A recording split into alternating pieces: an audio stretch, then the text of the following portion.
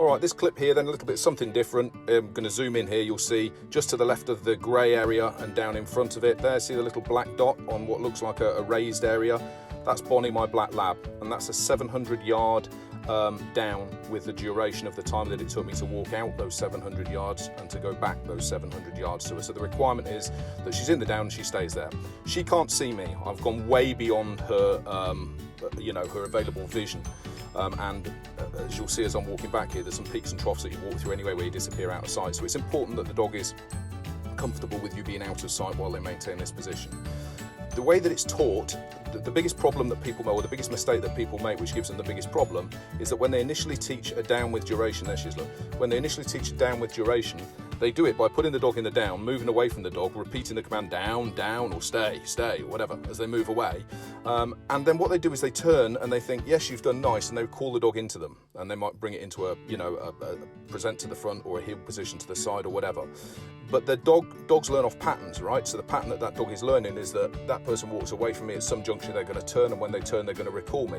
And the dog wants to gear itself up in preparation for that. So a lot of the time, the dogs will break as that person turns. There is no need to recall the dog into you.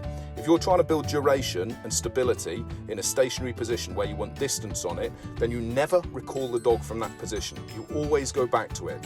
So that the pattern that you're creating, the picture that you're creating in the dog's mind is that I only release from this position when my owner, my handler, comes back and is alongside of me. That way you avoid that when you're walking away from the dog, they break. You avoid them breaking position because they're not anticipating the fact that you're just about to pause or turn around or recall them. Do you know what I mean? You can do that later on once they understand this exercise, but they must understand this exercise before you take it onto there, otherwise they'll break it. The other mistake that people make is they try and teach it entirely through reward-based means, which you can do, but where there's reliability, there's a difference in a dog that if they've broken and have basically been corrected for breaking that position and put back into it, there's no anger or anything like that. I'm talking about a lead correction, or with a remote collar it's different, you're not correcting with a remote collar, but they're basically put into that position and they're given a you know, a check back on the lead or something to say.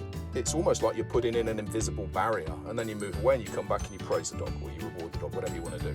But it's that addition in there to simply, other than saying, okay, you go away and when I come back I'll give you a ball, or when I come back I'll give you such and such, because often when that dog is under the pressure of other dogs being around it or high distractions, they'll break. So it's important that they experience, depending on how far you want to take the stability of your duration down, you know, under the distraction and the distance or the length of time. If you don't want to, don't bother. Just do it with a toy, do it with food, and just, you know, get yourself a nice little duration down that it doesn't really matter if they break, you know, through distraction or whatever.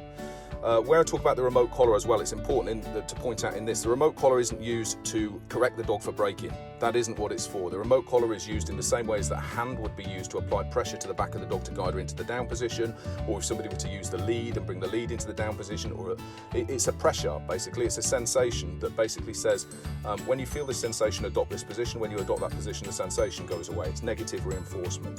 What you're not doing is the dog breaking position and then you push in a remote collar to say to the dog, well, that was wrong, because what you'll really do there is cock up the duration down, because the dog will come to recognise or consider that position to be one that carries a negative consequence. So the tool is used to teach, not to punish wrongdoing. And that's very important that people understand that. If you're going to think about using a remote training collar to develop a stationary position at distance and for duration, make sure that you seek advice from whoever it is. You know, your nearest trainer who's proficient in the use of the tool, but make sure you seek advice so that you do it properly.